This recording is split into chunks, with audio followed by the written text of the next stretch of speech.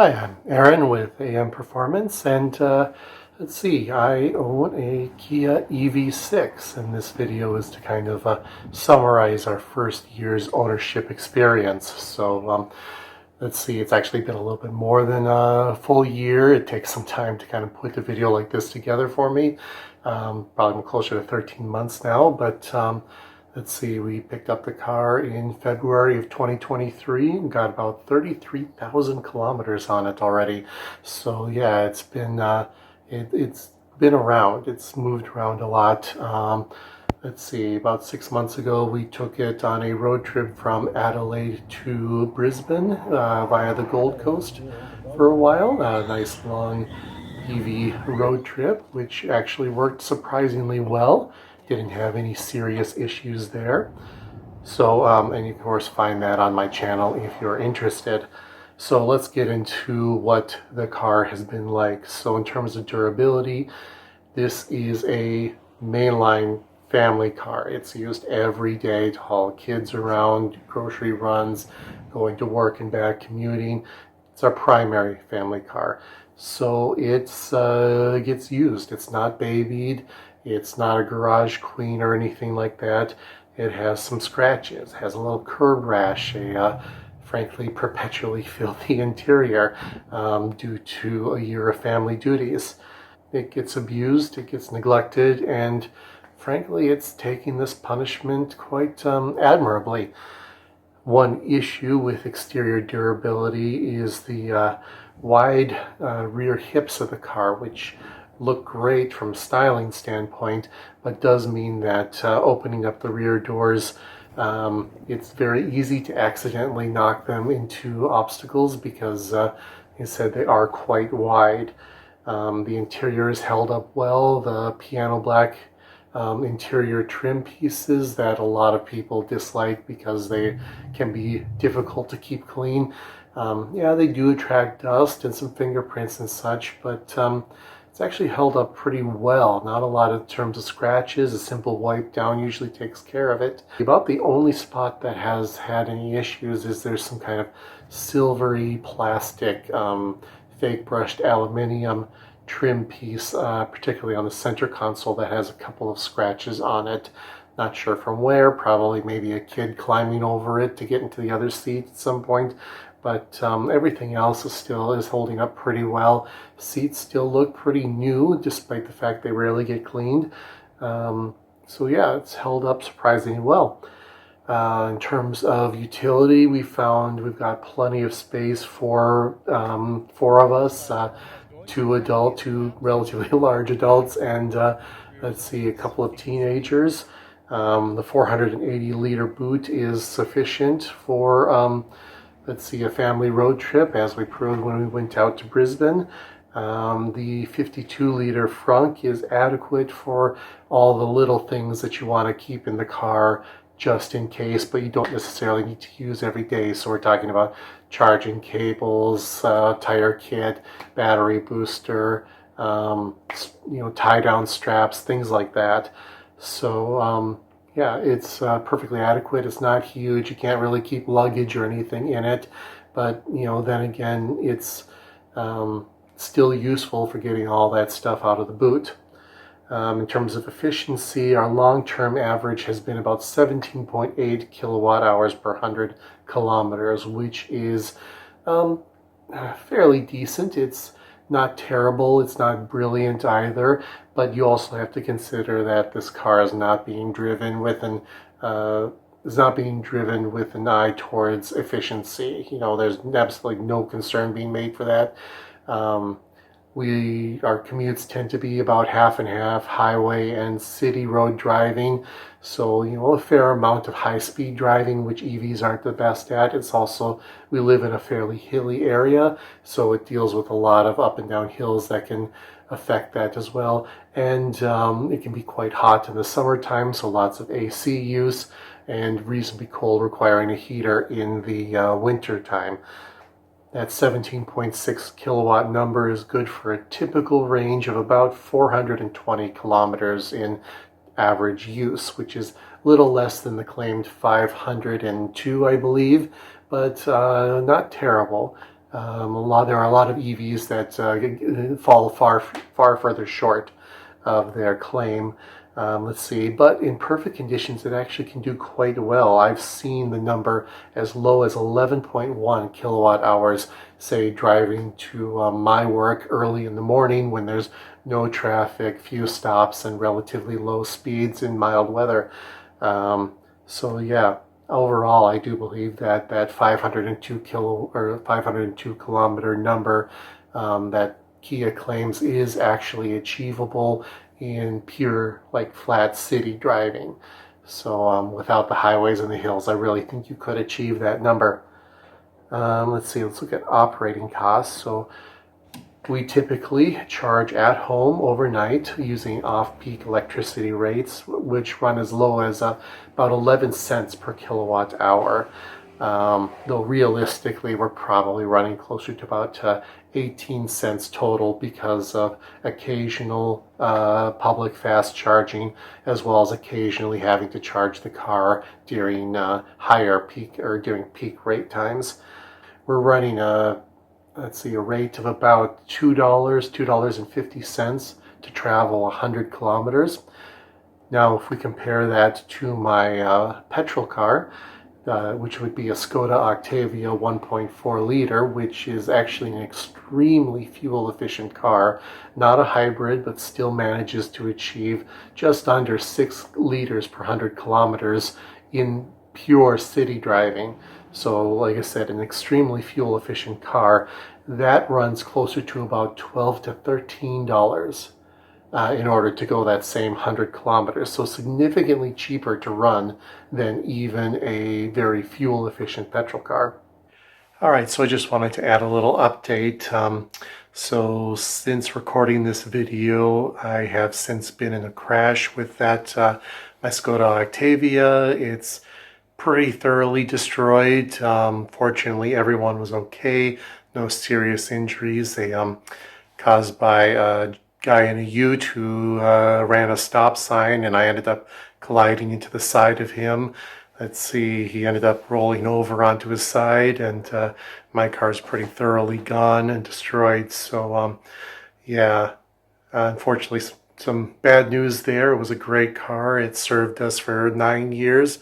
And yeah, sad to see it go. So when you're out there on the road, just make sure you're watching out, and yeah, stop when you need to, okay? Thanks. Some actual kind of rough calculations in terms of over the total distance, assuming that kind of like 18 cents per kilowatt hour average for all the different types of charging we use, that for the 33,000 kilometers equals about $1,045 for the entire year to charge our car. Once again, according to the fuel-efficient Skoda Octavia, averaging at 6 liters per 100, that would cost us closer to about $3,960 to travel the same distance.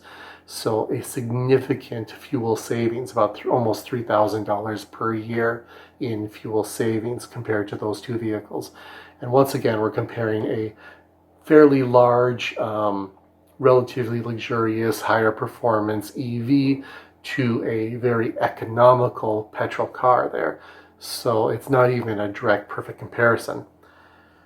Servicing costs have been significantly lower as well, with both our two services running at, or with the two services we've had to do this year, running in at $142 and $333, which is less than a single basic service of the Skoda Octavia at a dealership. You know, the Skoda has actually reached a point in its age where I actually service it myself at home now, rather than taking it to a dealership. And it actually cost me more just for the oil and the filters than that initial EV6 service at a dealership. So yeah, the servicing costs are significantly lower. And finally, contrary to internet rumor, my EV insurance costs are only about $100 a year more than my 9-year-old Skoda Octavia. Now let's talk about another cost that's not often brought up. Well, it's often brought up in one context and often ignored in another, and that is time. So the argument being that an EV car wastes massive amounts of time because you're always waiting for it to charge. But my experience has been that the EV6 actually saves time over the course of the entire year. And let me explain. So my Octavia, and I actually went and I timed this, takes about 6 minutes to stop for fuel. So driving from when you drive into the service station, pull up to a pump, fill it up, go inside, pay for it, and drive out. Everything takes about 6 minutes. And that's assuming that you don't have to wait at all for a pump to open up or wait in line to actually pay inside the store.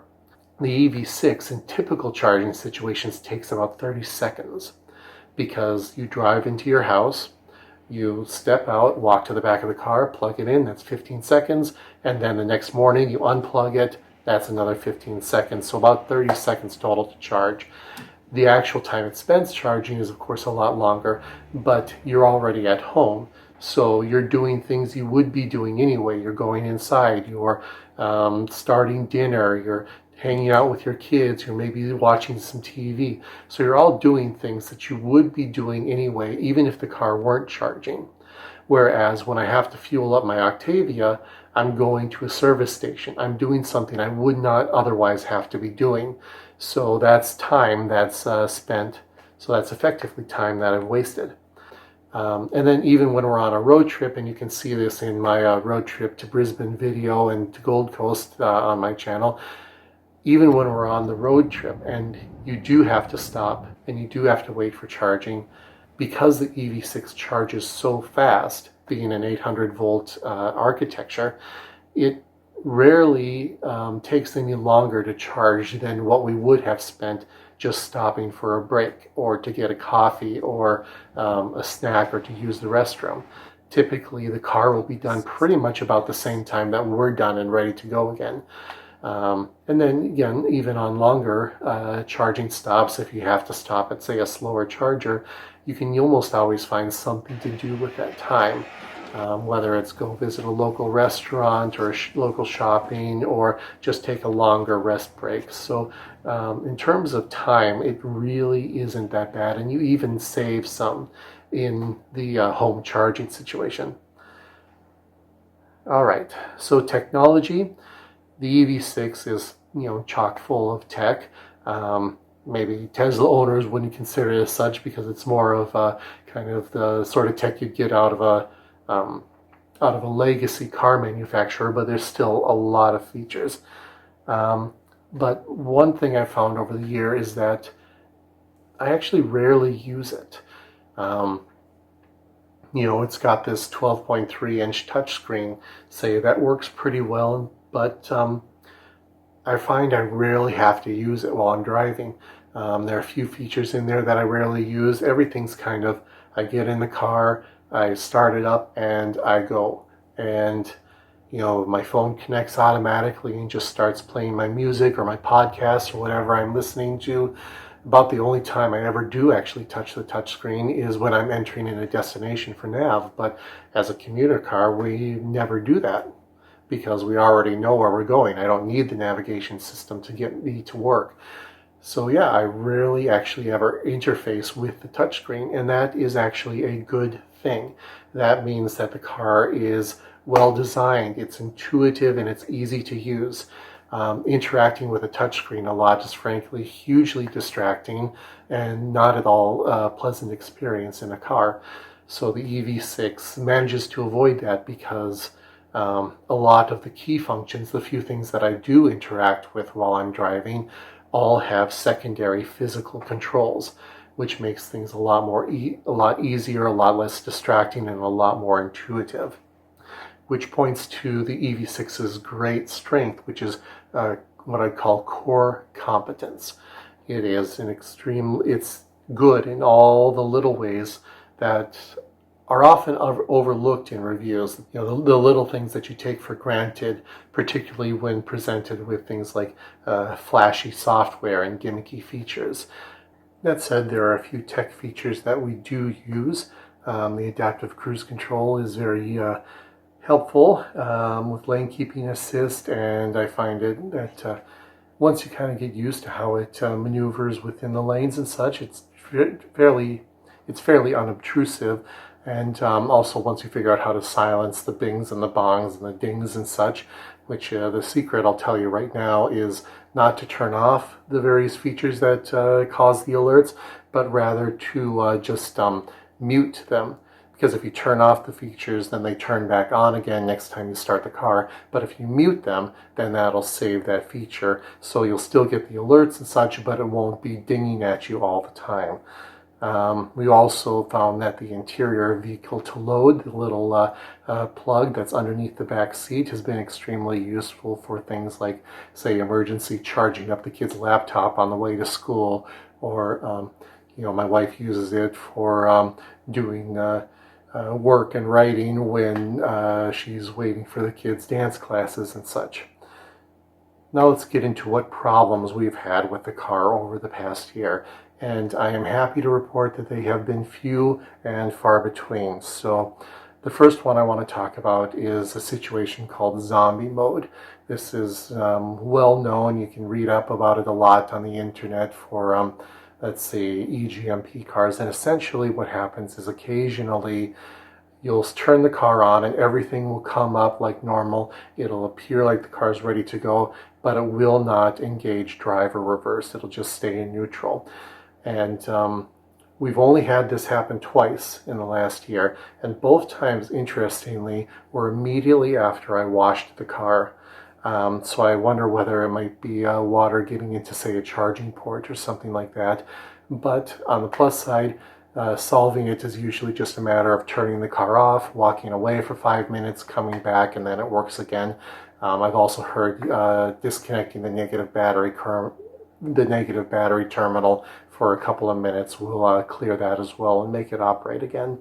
So yeah, kind of annoying in the moment, but fortunately it's not a major issue and it seems to be quite rare.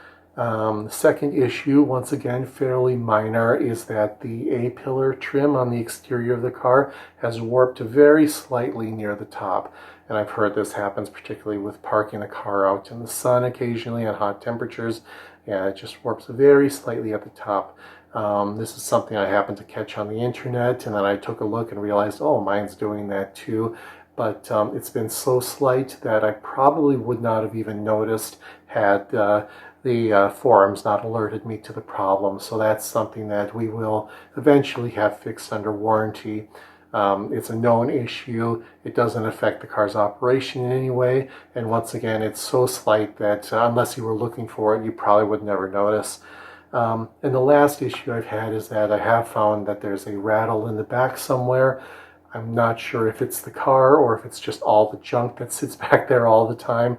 But yeah, I haven't been able to track that down yet. Hopefully I will, because otherwise the car has been quite robust and quite silent. So now let's get into the requisite content item of likes and dislikes. So we'll start with my first dislike about the car, and that is where the HUD is positioned on the screen. Now, the HUD itself, I think, is quite excellent. It's very useful, presents lots of information in a fairly pleasant and unintrusive way. The problem I've had is that when I set it up for my seat position, I like to keep it fairly low so that way it's not kind of blocking right what I'm looking at, but just barely, just below my regular eye line, so I can see it through my peripheral vision, but don't actually have to look away from traffic. I find what happens sometimes is I'll set it at that position, and then a little while later, it kind of like creeps up, and now it's in the center of my vision again, and I have to reset it down. Like, it doesn't exactly memorize where I've put it, which every other feature, the seat, climate controls, basically the mirror position, basically everything else gets remembered in my profile settings. So that's one thing that I wish that it would better remember where I've set it. Otherwise, other than that, the HUD is actually great. I suppose one other little issue with the HUD is I kind of wish it has a speed limit symbol. It's actually a speed limit sign that shows what the car thinks the current speed limit is. The problem is it's basically a big white dot right in the middle of the HUD, which I do find that would be better. Maybe if it just presented it just on the instrument panel and not in the HUD, be a little bit less distracting. Okay, so now my first like. I find the front seats of the car are extremely comfortable. They're a little on the firm side, but very supportive. I love the artificial suede covering of it. It's a good balance. It's like comfortable like leather, but it doesn't get super hot or like burning hot in the sun or freezing cold on a cool night and such. So it's always comfortable to sit down in. It's perforated, has heated and ventilated seats, as well as a comfort to relaxation position, which is great for taking a little nap while you're waiting for, say, charging or for the kids' dance practice or some other item to stop. Let's go to a dislike now, and this is the auto lights and auto wipers. They work reasonably well, but I find that, and I mentioned this in the video on the long road trip, I find that the auto wipers are just a little bit too aggressive. You get just a couple little sprinkles on the windshield and then they go crazy and it just ends up smearing any bugs or dirt that's on there, as opposed to waiting for a little bit of water to build up so that way you can get a nice clean lubricated swipe. So yeah, I do feel they're a little bit too aggressive even in their most casual setting. The other thing is that the auto lights, particularly when you're on a country road and you've got a car way off in the distance coming towards you, what happens is as you're kind of bouncing up and down on the road, the sensor detects those bounces or dips in the light as, say, the oncoming car disappearing. So all of a sudden it'll turn your bright lights on and then turn them off and then turn them on and then turn them off. And the person who's coming at you, they interpret this as you're flashing them, and they start flashing back, wondering what on earth is going on here. So I generally find that I have to just turn that feature off. And I'm just specifically here talking about the auto high beam settings rather than turning the lights on, the standard lights on when it gets dark out, which actually works very, very well and is very convenient. It's just the auto high beam setting, particularly in a country road situation, I find is a bit too aggressive or isn't really able to follow what's actually happening. So my next like is that the car is quite quiet and fairly smooth. It finds a good balance between kind of good body control for driving around on curvy roads and such, but while also being fairly smooth and fairly quiet. So I appreciate the ride quality in the car. It does have some very trick advanced dampers. I think they're made by Sachs, and I can't remember exactly what they call them, but it's a very advanced design previously used by companies like Maserati and Ferrari on some of their cars. So yeah, the smooth and quiet is one of the great benefits of the EV6 over some of its competitors. Another dislike now, relatively minor, but I do find that the A-pillar running down, because it's at a fairly steep angle and because it's actually quite strong for safety reasons, it also ends up being quite thick. So every now and then, particularly at like roundabouts, I can find that the A-pillar blocks right where I'm trying to look, and so I have to kind of lean my head to look around it. It's not a frequent problem, but it is something that I would like it if it was thinner, provided that that doesn't compromise the safety and strength of the pillar and the roof. One thing that I really like about the car, this is my third like, is that it uses real buttons, the user interface of the car. And I don't just mean of the touchscreen, which a lot of people, when they're talking about user interface, they're just talking about the touchscreen. I'm talking about the whole driver interface, where the buttons are located, how they work, what features they control. Everything like that works really well. It's intuitive, it's easy to access, and it limits how much time you have to spend actually interacting with that touchscreen, which I think really helps out with the driver distraction issues. Now another dislike. I find that the driver's door armrest here is, well, not so much the armrest is kind of a little low, a little far back for my preference, but the actual sill as well is quite narrow, quite unusually narrow, and I think they do this both for design but also for safety. It moves the door just a little bit further away from the driver, so that way in a side impact you've got that much more space to work with. which is, of course, a safety benefit, but it also means that it's kind of uncomfortable. You can't really rest your arm up there. Let's see, another like. Of course, I love the styling of the car. It's, very, should put it, very unique, very attractive, while also being kind of daring. The taillights particularly can be a little bit, should I put it, a little bit divisive. I actually think it works pretty well. So yeah, the styling is really great. Finally, let's see, this will be my last dislike of the list. The door sill. So the part when you open up the door and you have to step over the sill to get into the seat. It's actually quite wide, and I find I often scrape my calves against the side of the car when I'm getting in and out. Once again, I think this is done for a safety feature. Once again, a wider sill provides more space between the driver or any passengers and an impact, while also providing more room and protection for the battery. It's perfectly reasonable to have it there. I wish it were a little narrower. It'd make it easier to get in and out of the car, but not at the expense of the safety benefit. So, I'll live with it for the additional safety. And finally, my last like of the car is that you get the impression, living with this car, that it was designed for people. It was designed for the drivers and the passengers, as opposed to being designed for the tech or for the company that built it. And I appreciate that as a driver. So to sum it all up, at the core of the EV6, and I've said this before, is competence in the things that make for a great car every day, as opposed to a great piece of tech. It may lack some gimmicks and some of the real clever features that you might use once a year, if that, but it excels at the things that matter every single day, every time you get into the car. It's smooth, it's quiet, it's comfortable, it's reasonably quick, it's easy and intuitive to operate, and rewarding to drive. And so after a year of operating the car, I have to find that we've been supremely satisfied with it. And if you're looking into an EV, give it a consideration.